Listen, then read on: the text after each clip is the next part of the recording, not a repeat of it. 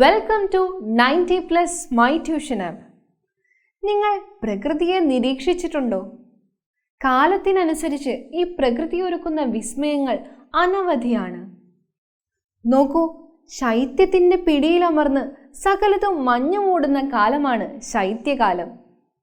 ഈ ശൈത്യകാലം പിൻവാങ്ങുന്നതോടുകൂടി പുൽനാമ്പുകളും വൃക്ഷത്തലപ്പുകളുമെല്ലാം മെല്ലെ വീണ്ടും പച്ചപ്പണിയുന്നു. പിന്നെയോ നാനാവർണ്ണങ്ങളിൽ ഇലകളും പൂക്കളുമൊക്കെയായി വസന്തവും വന്നെത്തുന്നു.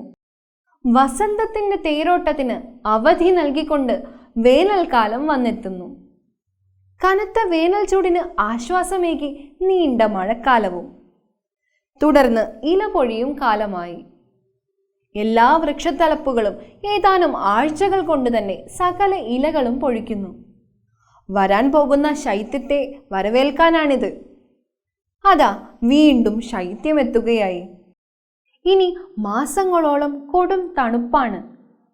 പ്രകൃതി ഒരുക്കുന്ന ഈ മായക്കാഴ്ചകളെല്ലാം മധ്യ അക്ഷാംശങ്ങളിലാണ് കൂടുതലും പ്രകടമാകുന്നത്.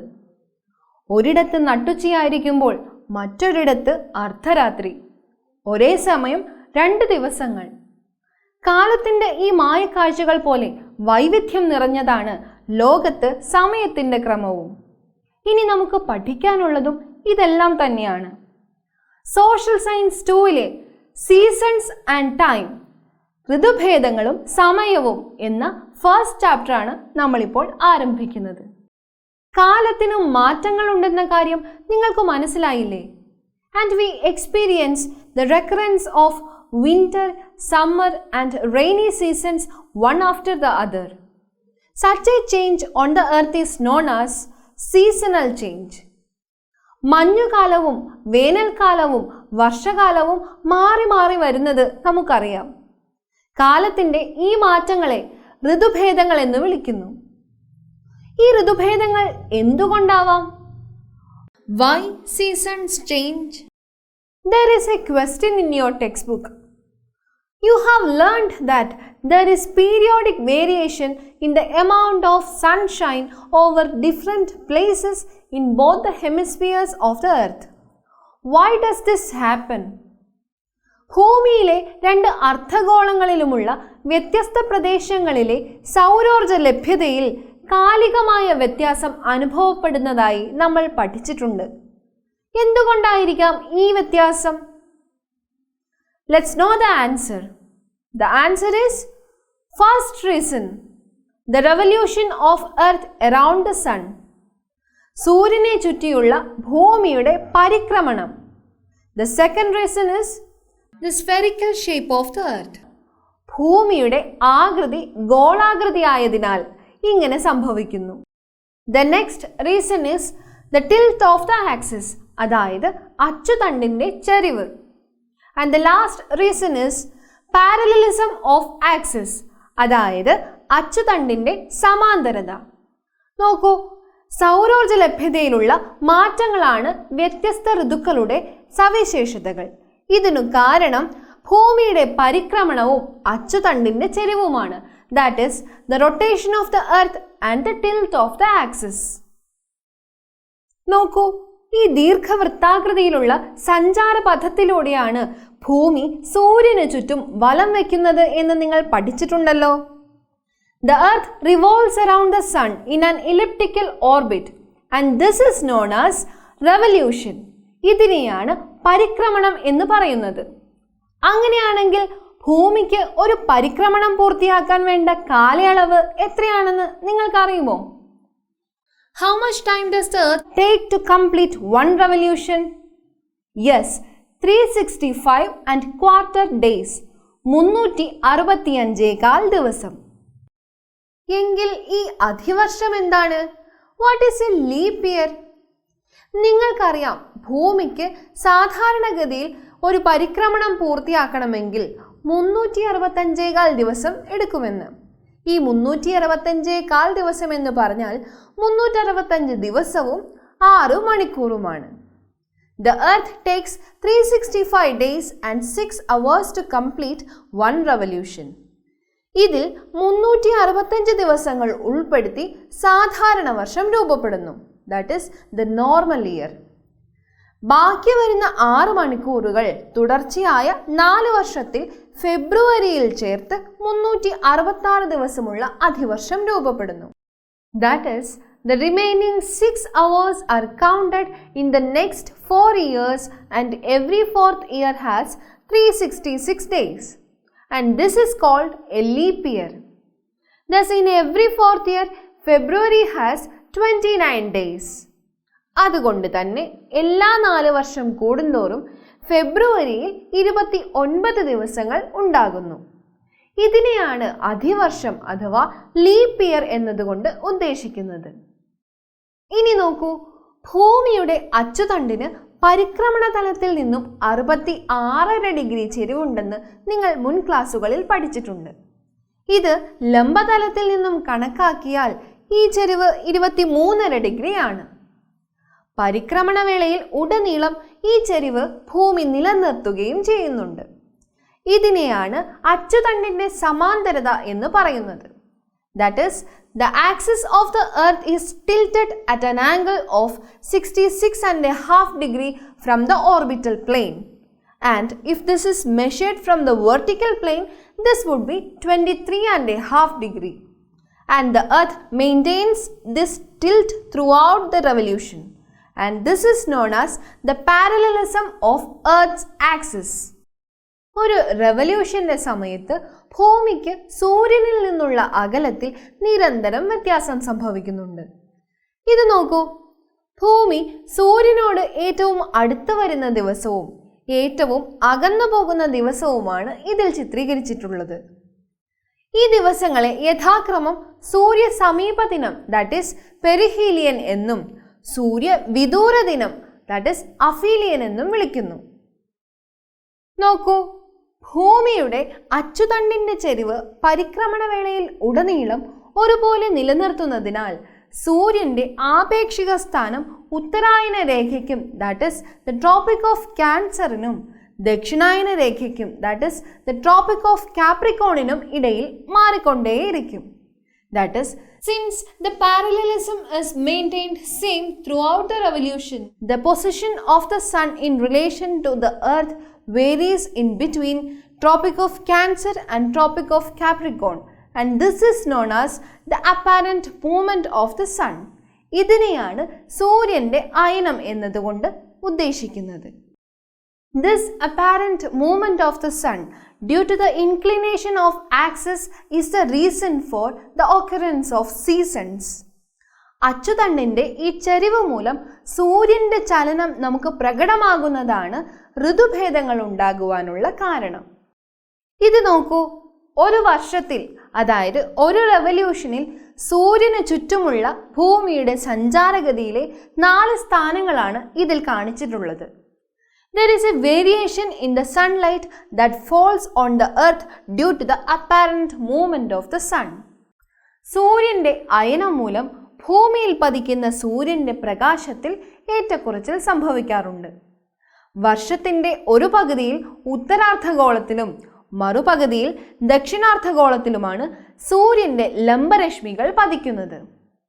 That is, the sun's rays fall vertically over one hemisphere during one half of the year and on the other hemisphere during the other half. സൂര്യരശ്മികൾ ലംബമായി പതിക്കുന്ന പ്രദേശങ്ങളിൽ പൊതുവെ ചൂട് കൂടുതലായിരിക്കും. ചരിഞ്ഞു പതിക്കുന്ന പ്രദേശങ്ങളിലോ പൊതുവെ ചൂട് കുറവായിരിക്കും. That is, the temperature will be higher over the places where the vertical rays of the sun fall. And the temperature will be lower over the places where the sun's rays are slanting. സൂര്യന്റെ അയനമാണ് ഋതുഭേദങ്ങൾ ഉണ്ടാകുവാനുള്ള കാരണമെന്ന് നമ്മൾ പഠിച്ചിരുന്നു, അല്ലേ? ഇനി എന്തുകൊണ്ടാണ് ഇങ്ങനെ സംഭവിക്കുന്നത്, അല്ലെങ്കിൽ എങ്ങനെയാണ് ഇതെല്ലാം സംഭവിക്കുന്നത് എന്ന് നോക്കിയാലോ.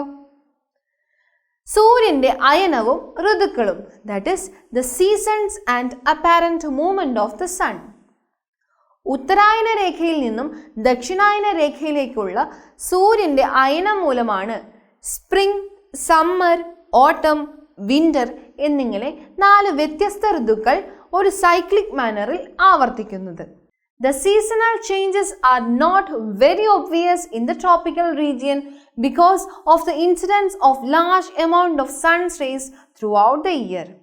അതായത് വർഷം മുഴുവൻ ഉയർന്ന തോതിൽ സൂര്യപ്രകാശം ലഭിക്കുന്നതിനാൽ ഉഷ്ണമേഖലാ പ്രദേശങ്ങളിൽ പൊതുവെ ഋതുഭേദങ്ങൾ പ്രകടമായി അനുഭവപ്പെടാറില്ല. അങ്ങനെയാണെങ്കിൽ ഒരു ചോദ്യം ചോദിക്കട്ടെ. കേരളത്തിൽ ഋതുഭേദങ്ങൾ വ്യക്തമായി അനുഭവപ്പെടാത്തതിന്റെ കാരണം എന്താണ്? Seasons are not distinctly felt in Kerala. Why? നോക്കാം. Kerala is located near the equator and receives high amount of sunlight in every year. In such regions, seasons are not distinctly felt. അതായത് കേരളം ഭൂമധ്യരേഖയോട് ചേർന്ന പ്രദേശമായതുകൊണ്ട് തന്നെ അവിടെ സൂര്യരശ്മികൾ മറ്റു പ്രദേശങ്ങളെ അപേക്ഷിച്ച് കൂടുതൽ പതിക്കുന്നുണ്ട്. അതുകൊണ്ടാണ് കേരളത്തിൽ ഋതുഭേദങ്ങൾ വ്യക്തമായി അനുഭവപ്പെടാത്തത്. അങ്ങനെയാണെങ്കിൽ എവിടെയാണ് ഈ ഋതുഭേദങ്ങൾ വ്യക്തമായി അനുഭവപ്പെടുന്നത്? These characteristics of different seasons are clearly felt in the mid-latitudinal or temperate zones. അതായത് മിതോഷ്ണ മേഖലാ പ്രദേശങ്ങൾ അഥവാ മധ്യ അക്ഷാംശ മേഖലയിലാണ് എല്ലാ ഋതുക്കളുടെയും സവിശേഷതകൾ വ്യക്തമായി അനുഭവപ്പെടുന്നത്. നോക്കൂ, സൂര്യൻ ഭൂമധ്യരേഖയ്ക്ക് നേരെ മുകളിലായിരിക്കുമ്പോൾ ഉത്തരാർദ്ധഗോളത്തിലും ദക്ഷിണാർദ്ധഗോളത്തിലും തുല്യ അളവിലാണ് സൂര്യപ്രകാശം ലഭിക്കുന്നത്. പരിക്രമണ വേളയിൽ സൂര്യന്റെ ആപേക്ഷിക സ്ഥാനം ഭൂമധ്യരേഖയ്ക്ക് മുകളിലാകുന്നത് March 21 September 23 That is, the equal amount of sunlight is received in the northern hemisphere as well as in the southern hemisphere when the sun is vertically over the equator. And the apparent position of the sun during the Earth's revolution will be over the equator on March 21st and September 23rd. Hence, the length of the day and night will be equal during these days. ഈ ദിനങ്ങളിൽ രണ്ട് അർദ്ധഗോളങ്ങളിലും രാത്രിയുടെയും പകലിന്റെയും ദൈർഘ്യം തുല്യമായിരിക്കും. And these days are called equinox.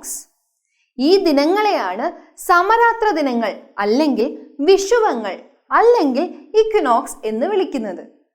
നോക്കൂ, March 21 മുതൽ മധ്യരേഖയിൽ നിന്നും വടക്കോട്ട് അയനം ചെയ്ത് അതായത് സഞ്ചരിച്ച് ജൂൺ 21 സൂര്യൻ 23.5 ഡിഗ്രി നോർത്ത് അതായത് ഉത്തരായന രേഖയ്ക്ക് നേരെ മുകളിലെത്തുന്നു. ഈ ദിനത്തെ ഉത്തരാർദ്ധഗോളത്തിൽ ഗ്രീഷ്മ അയനാന്ത ദിനം എന്ന് വിളിക്കുന്നു.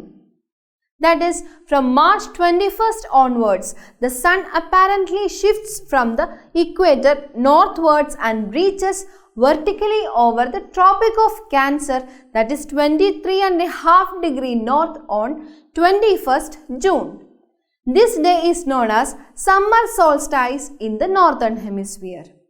ഇതേ ദിവസത്തിലാണ് നോർത്തേൺ ഹെമിസ്ഫിയറിൽ ഏറ്റവും ദൈർഘ്യമേറിയ പകലും ഏറ്റവും ഹ്രസ്വമായ രാത്രിയും അനുഭവപ്പെടുന്നത്.